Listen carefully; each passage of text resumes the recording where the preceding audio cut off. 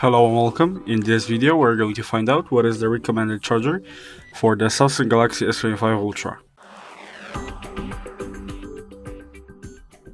Okay, so to find out the simplest way, we can just look at the box for your phone, and right here if we follow the box we will see that the power adapter must be somewhere between 10 and 45 watts, and the USB-C cable won't really matter. You just have to look when you buy the power adapter, because you can see it's not included in the box. So just buy one that is the power between 10 and 45 watts. So if you like this video and consider it helpful, leave a like, subscribe, and thanks for watching.